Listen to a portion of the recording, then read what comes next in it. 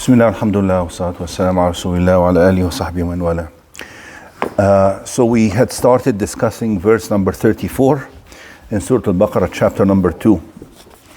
وَإِذْ قُلْنَا لِلْمَلَائِكَةِ اسْجُدُوا لِآدَمَ فَسَجَدُوا إِلَّا إِبْلِيسَ أَبَى وَاسْتَكْبَرَ وَكَانَ مِنَ الْكَافِرِينَ. Right? And remember, when we said to the angels, prostrate before Adam, so they all did, but not Iblis, who refused and acted arrogantly, becoming unfaithful.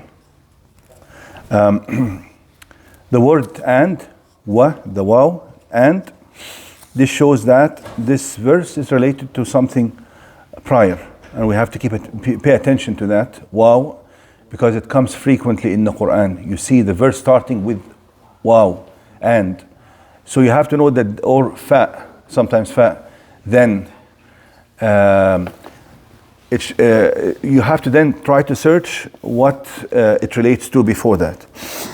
This waw relates to the verse وَإِذْ قَالَ رَبُّكَ لِلْمَلَائِكَةِ إِنِّي جَاعِلٌ فِي الْأَرْضِ خَلِيفَةً. And waw as well, this waw as well relates to prior to that, to the creation of the heavens and earth.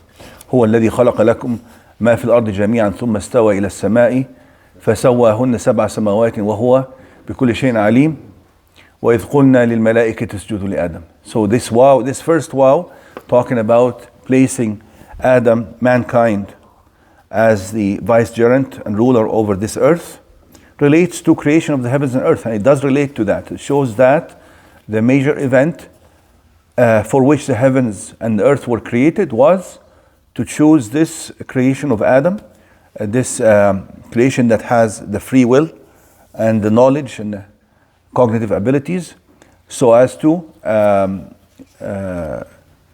basically bring into effect the wisdom of Allah and His decree on this earth, so that this is the life of trial, and Allah subhanahu wa ta'ala for that created this kind of creation which has the ability to discern for itself what is right and what is wrong, and to act willingly with all freedom to choose the most appropriate action or to choose the wrong action with consequences for each of them. So Allah told the angels that He will place Adam on earth, and this other verse, number 34, وَإِذْ قُلْنَا لِلْمَلَائِكَةِ اسْجُدُوا لِآدَمَ, relates to telling them that He will place Adam on this earth. وَإِذْ قُلْنَا لِلْمَلَائِكَةِ اسْجُدُوا لِآدَمَ.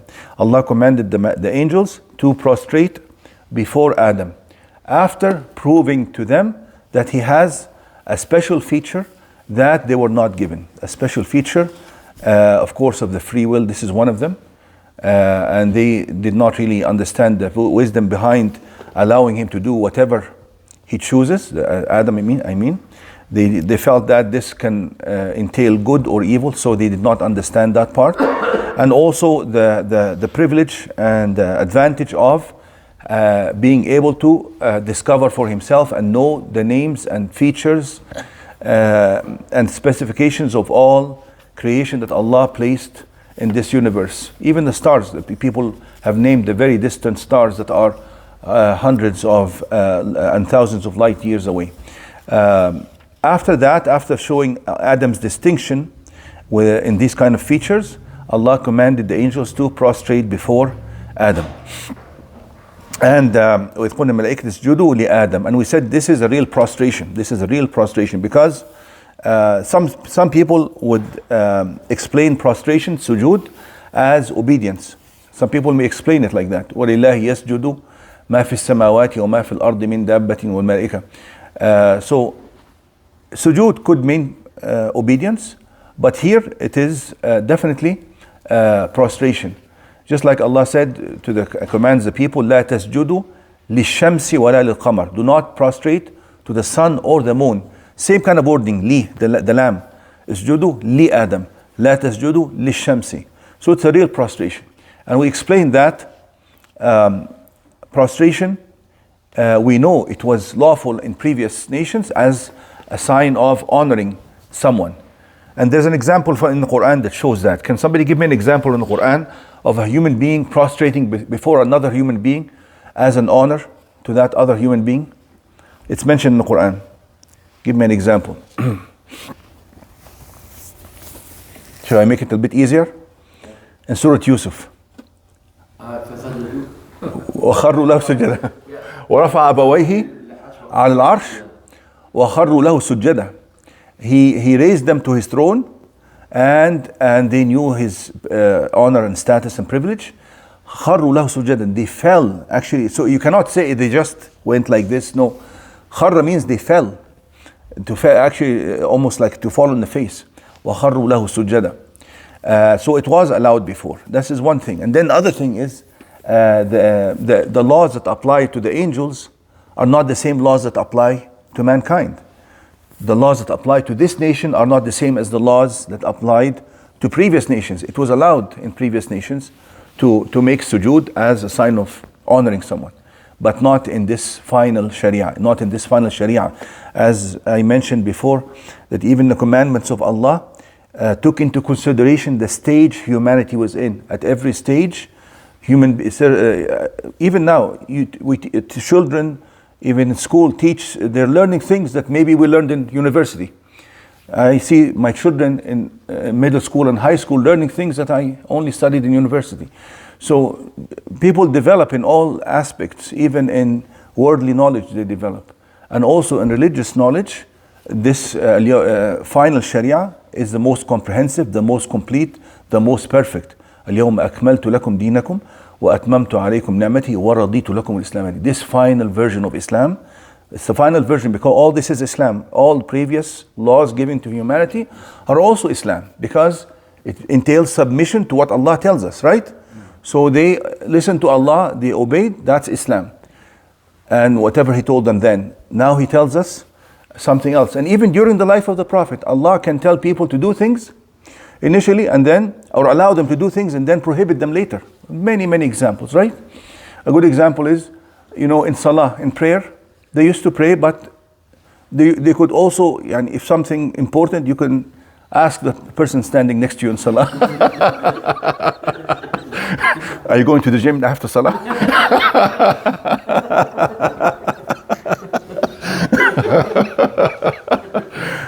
But later it became prohibited, right? An example is one of the Sahaba, before he actually left for a journey or something. I think it was Abdullah ibn Mas'ud. He left for a journey, and before he left, it was allowed to speak in Salah. Like somebody come in and you're praying, Alhamdulillah Rabbil Alamin Rahman Rahim. Then somebody come in, Assalamu alaikum. Wa alaikum salam. So he came in and Prophet ﷺ was praying, and he said, Assalamu alaikum rahmatullah. He didn't respond. Twice, 3 times. He actually thought the messenger was angry with him about something. So after the salah, the messenger ﷺ told him, Inna Allah yuhdithu min amrihi ma yasha. He says Allah can initiate or change whatever laws He wants. Yuhdith. Ihdath means to bring about something new. وإن الله قد أحدث ألا تتكلموا في صلاتكم. And one of the new developments is that you are not allowed to speak in the salah. And that's the verse, وَقُومُوا لِلَّهِ قَانِتِينَ. When you stand in front of Allah, you stand in total submission, total concentration. You don't occupy yourself with anything else but the salah. Now, وَإِذْ الْمَلَائِكَةُ اسْجُدُوا لِآدَمَ فَسَجَدُوا. The fa here, fa means immediately. In Arabic, if you want to say something happened after something, immediately you use the fa. فَسَجَدُوا. فَسَجَدُوا. Sajada means to prostrate. If you want to say it happened later, you would use a different letter, which is thumma. So you pay attention to that. The waw in general does not entail order, but sometimes it can entail order. Such as when Allah says, Inna Safa wal Marwata min sha'airillah. Inna Safa wal Marwata. Where do we start the sa'i? From As-Safa. We start from As-Safa. Even the Messenger ﷺ said, when he went to the Safa first, he says, Abda'u bima bada Allahu bih. I will start with what Allah started with. It can be a hint to the order. And that is why, remember when we talked about the creation of the heavens and earth, and that the Quran shows that the heavens were created before the earth? And that's important because actually that is scientifically accurate according to the knowledge we have today. One of the evidence that scholars concluded, we talked about that in detail before, but one of the things I forgot to mention is that every time Allah mentions the heavens and the earth, He mentions what first? Heavens, earth, as-samawat wal ard. Okay, He always mentions as-samawat, then al-ard. So that's another indication that they were before the earth. Now, just a hint. فَسَجَدُوا إِلَّا إِبْلِيسِ إِلَّا إِبْلِيسِ except Iblis. But illa could mean but Iblis. Illa could mean except or could mean but. لكن Iblis. But Iblis did not prostrate. And we talked about Iblis not being from the same creation of the angels. Remember that? Although some scholars said that he is from the angels, but it is a weak opinion for more than one reason. Although it is a choice of very eminent scholars like Ibn Abbas and Ibn Mas'ud. We said that last time, right? But he cannot be from the malaika, he cannot be from the angels, because he disobeyed and they do not disobey. He is made of fire and they are made of light. And he's mentioned in Quran, خَلَقْتَنِي مِن نَارٍ. He said, you created me from fire. And number 3 is that Allah said explicitly, إِلَّا إِبْلِيسَ كَانَ مِنَ الْجِنِّ. He says he was from the jinn, right? The people who say he's from the angel, they actually, they know the verse, of course. Ibn Abbas and Mas'ud know this verse very clearly. إِلَّا إِبْلِيسَ كَانَ مِنَ الْجِنِّ فَفَسَقَ عَنْ أَمْرِ رَبِّهِ. So they actually say that the word jinn in general means hidden creature. Jinn comes from Jannah in Arabic. Jannah means to hide.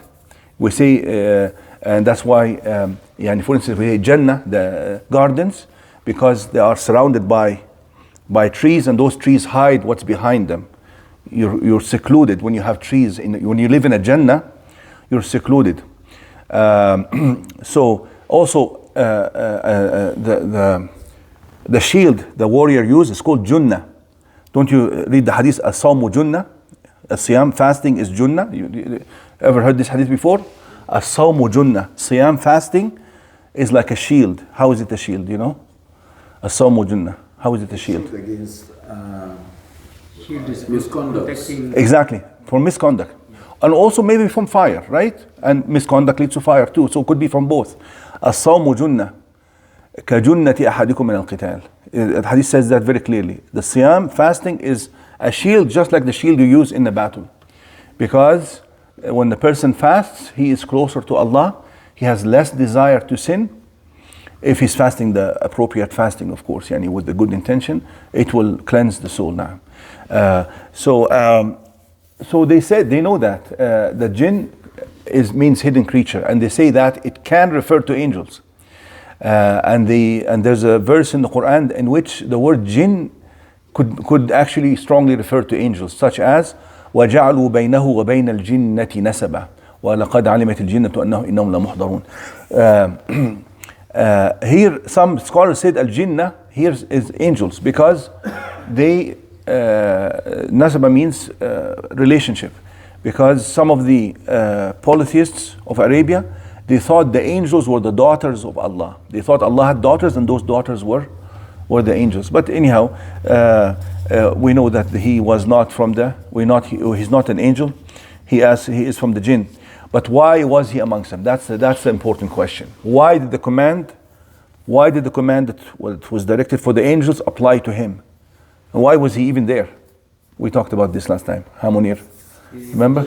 He was shipping with the Malaika. Yes, he was, according to what scholars concluded, is that he was he was a very dedicated worshipper till that point. And to the extent that his worshipping was almost like the worshipping of angels, subhanallah. And so that's why he was amongst them. Or if we say that he is from the jinn and from a lower rank, if Allah gives the command to the higher rank, the people of the lower rank, for a greater reason, should apply the same command. Just remember when I told you the general or lieutenant is given a command to do something, the little soldier has to listen as well, So this scholars say that he was doing good deeds, but he had some evil intentions inside, and evil features, which is arrogance. This shows the importance of cleansing the inside from evil qualities, because they can come and they can overcome the person in any test. Tests come one after the other, and if these evil qualities are left inside, they can cause failure at any point. And this is exactly what happened. So it's a warning. It's a warning for us. May Allah save us from our evil. Yani, وَنَعُوذُ بِاللَّهِ مِنْ شُرُورِ أَنفُسِنَا. We ask Allah refuge from the evil of our own souls, right? وَمِنْ سَيِّئَاتِ أَعْمَالِنَا. And from the evil of our deeds. Evil of our deeds can also lead to bigger evil deeds, or can lead to punishment in dunya and akhirah. May Allah save us. So evil from of the soul, he had an evil in his soul that showed up with that test. Because the evil would remain dormant inside the person until he is tested in that specific point. That's when it shows. إلا إبليس, I will almost finish here. إلا إبليس أبى واستكبر وكان. أبى means he refused, right? واستكبر means he became arrogant. وكان من الكافرين, and he became one of the unfaithful, ungrateful. Now, this order shows that he refused. Why did he refuse? Because of his arrogance, and this arrogance resulted from his ungratefulness. So as if it is in order. Refusal came from inside arrogance, and his arrogance came from being ungrateful or unfaithful. إلا إبليس أبى واستكبر. The word Iblis, we said Iblis is supposedly the first of the jinn. He's like the father of the jinn. Okay, the first one, just like Adam is the father of the mankind. And the word Iblis, scholars differed whether this is an Arabic word or is it from another language that came into Arabic. Those who said it's from Arabic, they said it comes from ablasa. Ablasa means ya'isa, means to lose hope and to despair. Ablasa. أو أبلس بمعنى بعد عن كل خير, means that he is distant from all goodness. So he is distant from all goodness, and he despaired and lost hope in the mercy of Allah Azza wa Jal. I would like to mention that yes, he fell into this, and the punishment was severe because this is the direct commandment. He knows Allah directly, and he's been dealing with Allah directly, and this is direct commandment from Allah.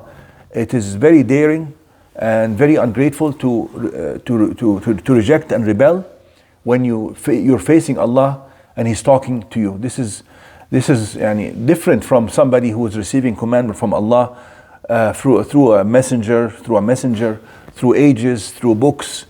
But this is standing in front of the Creator and saying, no, I won't do this. It's totally different. Sometimes even children, they do things and they say, I'll tell your dad. No, I don't care. But when the dad comes, he cares. Stop here, inshallah. If Iblis is the father of all the jinns, yes, he has some jinns that are Muslims. How did he get Hidayah? Well,